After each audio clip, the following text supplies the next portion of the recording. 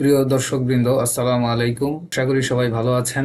আজকের এই লেকচারে আমি আপনাদের সাথে আহ, বিভিন্ন চাকরি পরীক্ষার প্রস্তুতির জন্য গণিত বিষয়ক আমি যে আহ, বিভিন্ন লেকচার তৈরি করেছি তারই ধারাবাহিকতায় আজকের অষ্টম পর্বে আমরা অনুপাত সমানুপাতের অঙ্ক দেখব।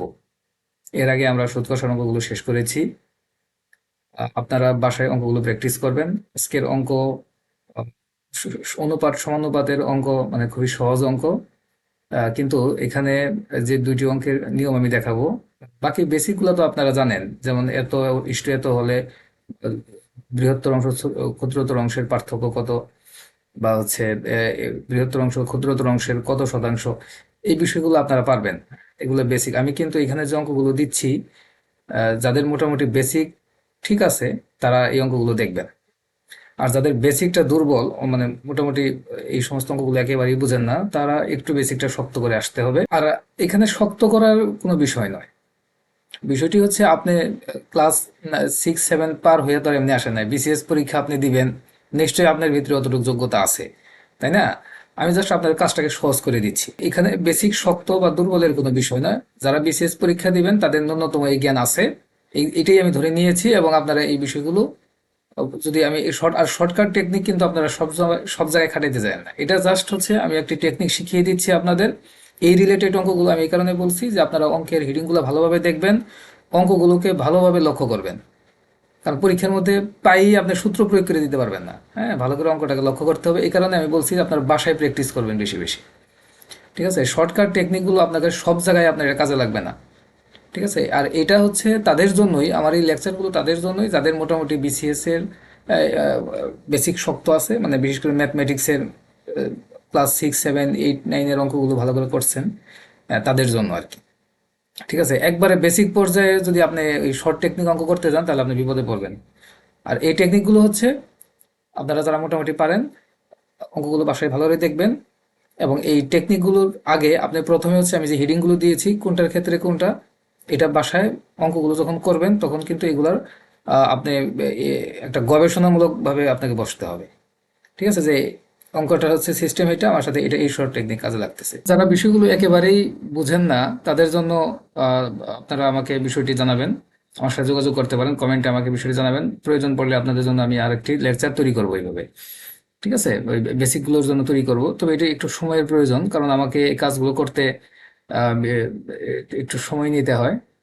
হ্যাঁ, আপনারা অনেকদিন যাবতই অনেকেই আমাকে কমেন্টে কথা বলেছে যে আমাদের চাকরি বাকরি বিষয়ে কিছু লেকচার আপলোড করার জন্য। সেই সুবাদে আমি এই চাকরি বাকরি লেকচারগুলো আপলোড করার একটি উদ্যোগ গ্রহণ করেছি। প্রয়োজনে পরবর্তীতে আমি বেসিক লেভেলের এই যে অঙ্কগুলো করতেছি, এগুলো বেসিক লেভেলগুলো আমি আপনাদেরকে দেখানোর চেষ্টা করবো ইনশাআল্লাহ পরবর্তীতে। যাই হোক আর কি, আজকে আমরা হচ্ছে যে আজকে মূল যে আলোচনা, যে অনুপাত সমানুপাতের এই বিষয়গুলো, আজকে আরো কয়েকটি শর্ট টেকনিক দেখব। ঠিক আছে? আমি আগেই বলেছি আপনারা কিন্তু অঙ্কগুলো বাসায় প্র্যাকটিস করবেন, তাহলে কিন্তু হচ্ছে আপনারা পরীক্ষার মধ্যে এই বিষয়গুলো খুব সহজে সমাধান করতে পারবেন। এই বিষয়টা এরকম নয় যে আপনি হঠাৎ করে একদিন রাত্রে অঙ্কগুলো দেখে পরীক্ষার হলের মধ্যে যে এগুলোকে করতে পারবেন আর কি। বরঞ্চ এতে আপনারা আরো বেশি বিপদে পড়বেন। ঠিক আছে? এগুলোকে আপনার হচ্ছে ধীরে ধীরে মিনিমাম 2-3 দিন, 4 দিন, 5 দিন যাবত অঙ্কগুলোকে প্র্যাকটিস করতে হবে। ঠিক আছে? চলুন আজকে আমরা হচ্ছে আরো বেশ কিছু শর্ট টেকনিক দেখি। আজকে সম্ভবত আমরা শর্ট টেকনিক প্রায় আরো 3টা টেকনিক দেখব। 20টা টেকনিকের মতো আমরা অলরেডি কভার করেছি। ঠিক আছে? আপনারা এই অঙ্কগুলো বাসায় প্র্যাকটিস করেন। 20টা টেকনিক কিন্তু অনেকগুলো। ঠিক আছে? আপনারা এগুলো সমাধান করতে থাকেন। চলুন আজকে আমাদের আজকের যে টেকনিক, শর্ট টেকনিকগুলো, এগুলো দেখে আসি। আজকের যে বিষয়টি আমরা দেখব, অনুপাত সমানুপাতের ক্ষেত্রে, এখানে আমাদের আজকের সূত্র নং 18, শর্ট টেকনিক নং 18। এখানে আমরা দেখব হচ্ছে যে মিশ্রণে অতিরিক্ত দ্রবণ যোগ করার ক্ষেত্রে যখন প্রথম এবং দ্বিতীয় মিশ্রণের পার্থক্য সমান থাকে, বিষয়টা ভালো করে লক্ষ্য করবেন। ঠিক আছে? প্রথম এবং দ্বিতীয় অনুপাতের পার্থক্য যদি সমান থাকে, আসুন দেখি পরীক্ষার মধ্যে প্রশ্নটা কিভাবে আসতে পারে। সেটা হচ্ছে, যেমন 30 লিটার মিশ্রণে অ্যাসিড এবং পানির অনুপাত হচ্ছে 7:3 বা 7:3।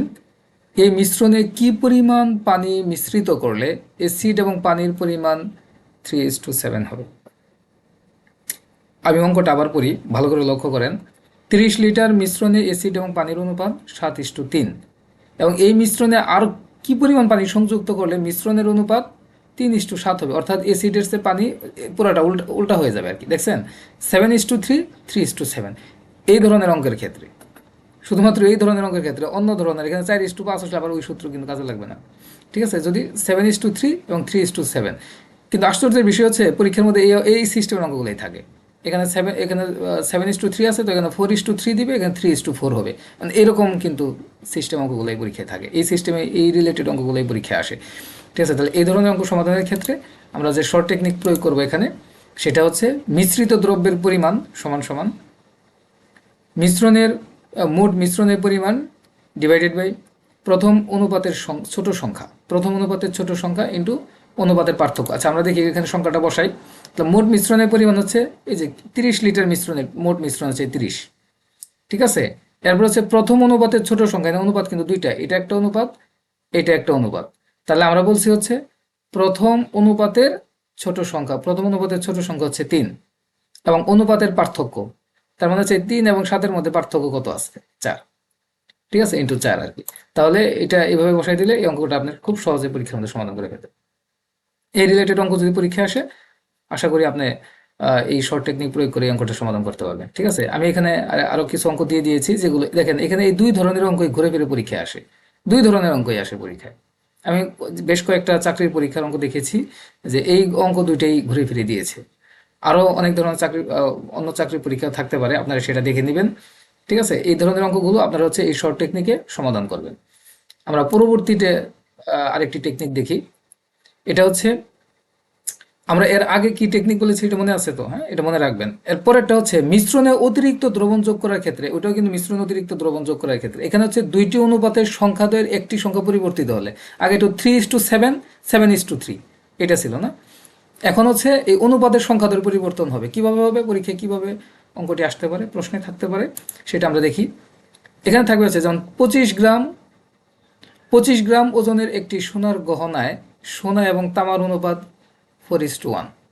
গহনাটিতে আরও কতটুকু সোনা মিশালে এতে সোনা এবং তামার অনুপাত 5:1 হবে। দেখেন এর আগে এটা 3:7, 7:3, এটা হচ্ছে 4:1, 5:1।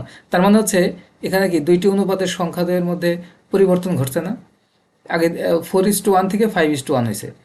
তাহলে এটার সিস্টেমটা কিন্তু এরকম। তাহলে এটার ক্ষেত্রে শর্ট টেকনিক হচ্ছে কি হবে, মিশ্রিত দ্রব্যের এবং বস্তুর পরিমাণ মোট বস্তুর ওজন ডিভাইডেড বাই প্রথম অনুপাতের যোগফল, এই প্রথম অনুপাতের যোগফল ইন্টু পরিবর্তিত অনুপাতের পার্থক্য। পরিবর্তিত অনুপাত কোনটা, এই যে এখানে 1 আর 1 তো ঠিক আছে, কিন্তু পরিবর্তন হয়েছে কত, 4 এবং 5, এটার পার্থক্যটি। তাহলে আমরা অঙ্কটির সমাধান কিভাবে করব, এই যে মোট বস্তুর অনুপাত হচ্ছে 25, প্রথম অনুপাতের যোগফল 4 আর 1 5, পরিবর্তিত অনুপাতের পার্থক্য, এখানে 1 আর 1 তো এটা পরিবর্তন হয়নি, পরিবর্তন হয়েছে 4 এবং 5, এই দুটার পার্থক্য হচ্ছে 1, এই হচ্ছে 5। আশা করি আপনারা বিষয়টি বুঝতে পেরেছেন। আচ্ছা, আমরা আরেকটু স্পষ্ট করে বিষয়টা দেখাই। এখানে আমি হচ্ছে ওই পরবর্তী রিলেটেড যে অঙ্কগুলো বিভিন্ন পরীক্ষায় এসেছে, আমি এই অঙ্কগুলো এখানে দিয়েছি। আচ্ছা, আমরা প্রথম এবং দ্বিতীয় অঙ্কটির মধ্যে একটু পার্থক্য দেখি আর কি, ঠিক আছে। অনুপাত সমানুপাতের পূর্বের দুইটি অঙ্কের মধ্যে আমরা পার্থক্য দেখবো। আচ্ছা, প্রথম অঙ্কটা কি ছিল, প্রথম অঙ্কটা ছিল 30 লিটার মিশ্রণে পানি, অ্যাসিড এবং পানির অনুপাত 7:3, এবং এই মিশ্রণে কী পরিমাণ পানি যোগ করলে 3:7 হবে। আর আমরা যে দ্বিতীয় অঙ্কটা দেখেছি সেটি ছিল 25 গ্রাম ওজনের একটি সোনার গহনায় সোনা এবং তামার অনুপাত 4:1। গহনাটিতে আরও কতটুকু সোনা মিশালে এতে সোনা এবং তামার অনুপাত 5:1 হবে। দেখেন এটাকে আমি পাশাপাশি লিখেছি, দুইটা প্রশ্ন যেভাবে পরীক্ষায় আসে এই দুটাকে আমি পাশাপাশি লিখেছি, এবং দুইটার মধ্যে পার্থক্য ভালো করে লক্ষ্য করেন, ঠিক আছে। আপনার এই বিষয়গুলো কিন্তু বুঝতে হবে, একটা সূত্র আরেকটার মধ্যে ঢুকাই দিলে কিন্তু পরীক্ষার অঙ্ক আপনার ভুল আসবে। কিন্তু ওরা কিন্তু পরীক্ষার প্রশ্নের উত্তরগুলো, যেহেতু তারা এই রিলেটেড প্রশ্নগুলো পরীক্ষায় করে, সেই ক্ষেত্রে আপনি কি কি ভুল করতে পারেন ওরা কিন্তু এই বিষয়টা মাথায় রেখে সেখানে প্রশ্ন করবে। দেখবেন এটার সূত্র এখানে ঢুকিয়ে দিয়ে যেটার উত্তর আছে এটা এখন ঢুকিয়ে দিবেন, কিন্তু এখন আপনি যদি এটার সূত্র এখানে প্রয়োগ করেন, ওই প্রশ্নের উত্তর যদি আপনি দাগাইতে যান, তাহলে কিন্তু আপনার সেই প্রশ্নটা ভুল হয়ে যাবে। তো সেই ক্ষেত্রে আপনার সূত্র প্রয়োগের সিস্টেমটা ভিন্ন হবে। তাহলে আমরা দুইটা সূত্রের পার্থক্য দেখি কিভাবে কি হবে। তাহলে ওইটা শর্ট টেকনিক ছিল এটা, এবং দ্বিতীয় অঙ্কের শর্ট টেকনিক ছিল এটা। দেখছেন মিশ্রিত দ্রব্যের পরিমাণ এখানে কিন্তু এটা কিন্তু একই আছে, হ্যাঁ।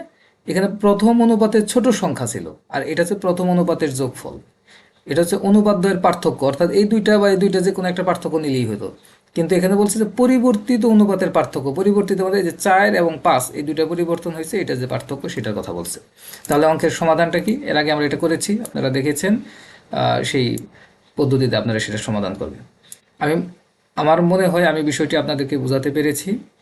ঠিক আছে, এক্ষেত্রে সমস্যা হওয়ার সম্ভাবনা কম। আমি যে প্র্যাকটিসগুলো আপনাদের করতে দিয়েছি এগুলো বাসায় করবেন। আপনারা নিজে নিজে এরকম রিলেটেড অঙ্ক তৈরি করে বেশি বেশি প্র্যাকটিস করবেন, তাহলে পরীক্ষার মধ্যে অঙ্কগুলো আপনারা 30 সেকেন্ডের আগেই সমাধান করতে পারবেন। ঠিক আছে, আচ্ছা আমরা পরবর্তী আরেকটি টেকনিক দেখি। যেমন অনুপাত সমানুপাতের ক্ষেত্রে যে বৃহত্তর এবং ক্ষুদ্রতর অংশ বের করার ক্ষেত্রে আমরা এটা কিভাবে করব, পরীক্ষার মধ্যে অঙ্কটা কিভাবে আসে। যেমন মনে করো 9,800 টাকা 2:3:4:5 ভাগে ভাগ করে বৃহত্তর এবং ক্ষুদ্রতর অংশের পার্থক্য বের করতে হবে। এরকম অঙ্কই থাকে আর কি। সাধারণত অনুপাত সমানুপাতের ক্ষেত্রে আমি যে অঙ্কগুলো এখানে দিয়েছি এই অঙ্কগুলোই পরীক্ষায় থাকে। ঠিক আছে, তাহলে এটার ক্ষেত্রে শর্ট টেকনিক আমরা দেখবো হচ্ছে, তো বৃহত্তর অংশ বের করার নিয়ম হচ্ছে প্রদত্ত সংখ্যা যেটা থাকবে সেটা অনুপাতের যোগফলে সবগুলো অনুপাতকে যোগ দিবেন। বৃহত্তর সংখ্যা ভাগ করলে বৃহত্তর সংখ্যার অনুপাত দিয়ে গুণ করতে হবে। কত আসে? 3500 টাকা। ক্যালকুলেশন বুঝতে পেরেছেন? তাহলে ক্ষুদ্রতর অংশ কি? তাহলে এখানে বৃহত্তর অনুপাত, এই ক্ষুদ্রতম অনুপাত আর কি, ক্ষুদ্রতম অংশ বের করতে গেলে। ঠিক আছে, তাহলে আমরা ক্ষুদ্রতর অংশ বের করে দিচ্ছি। তাহলে আমাদের চাইছে কি? বৃহত্তর এবং ক্ষুদ্রতর অংশের পার্থক্য। বৃহত্তর এবং ক্ষুদ্রতর অংশের পার্থক্য হবে ওই যে 3500 - 1400 2100।